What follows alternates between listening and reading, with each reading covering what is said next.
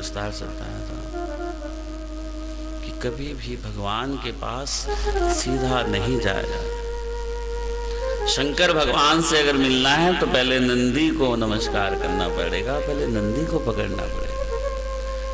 इसलिए शिवालय के बाहर नंदी होता है। कई लोग पहले शिव जी के पास जाते हैं, फिर जाते हुए नंदी को नमस्ते करते हैं।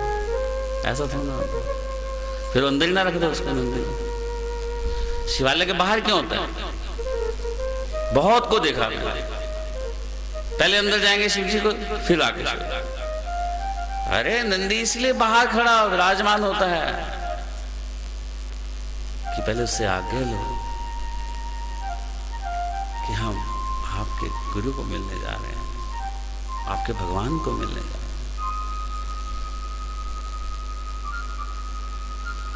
इसलिए जो नंदी को नमस्कार किए बगैर, नंदी के पांव छुए बगैर जो सीधा शिव जी को जाता है, उसकी बात सुनी नहीं जाती। याद रखना इस बात को, गुड़ सत्य है ये। इसलिए आप प्रिंसिपल को डायरेक्ट मिलकर देखो ना, स्कूल में जाके फैक्ट्री में जीएम को जाकर देखो, मिलता है नहीं मिलता। पहले आपको उसके समक्ष सेवादार, उसके समक्ष उप अधिकारी को मिलना पड़ता है, तब उच्च अधिकारी को मिला जाता है।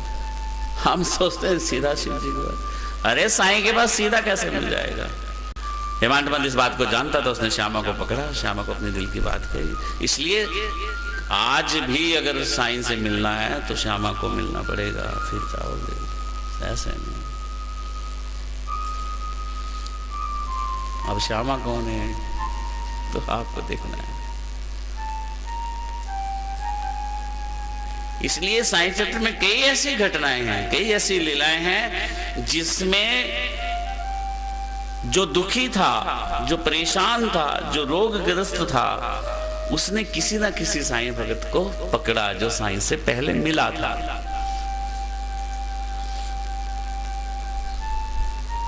उसने किसी ना किसी साईं भगत से बात करी थी कि मैं दुखी हूं, कैसे होगा, तब उसने साईं का पता बताया।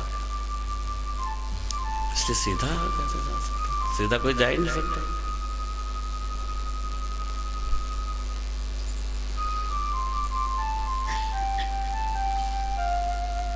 जब श्यामा को बाबा ने कहा कि हेमांत पंत को कहो कि अहंकार खत्म करके मेरे पास आए, तब हेमांत पंत को भी लगा कि हाँ, ये साईं की ही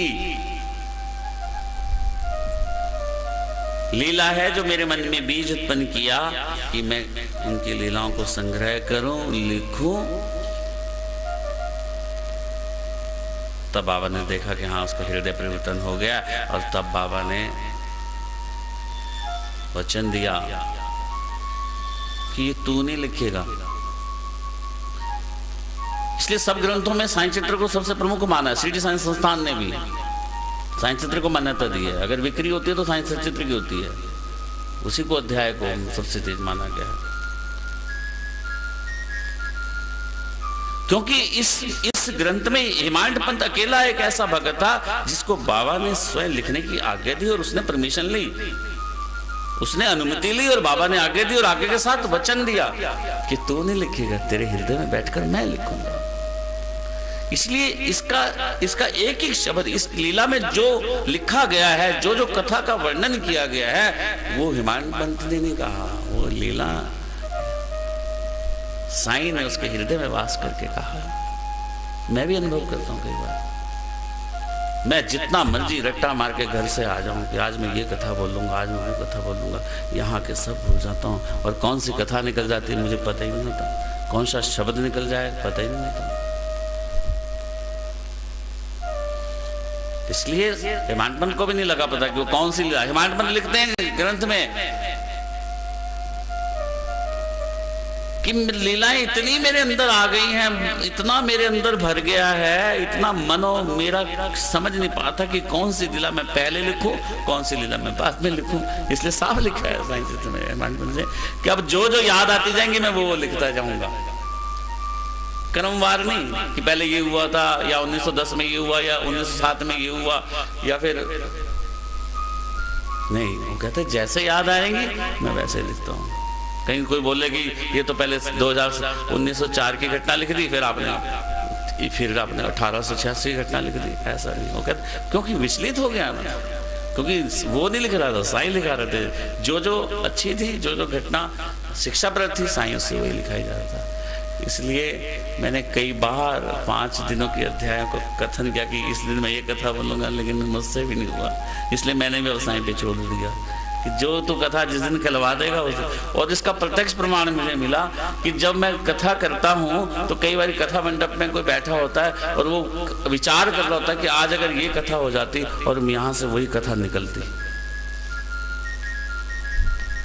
हैरान, क्योंकि साईं का भगत जो चाहता है, जो सोचता है, जो मन में हृदय में बात बाबा से कर लेता है, साईं ठीक वैसा ही उसको प्रस्तुत कर देता है।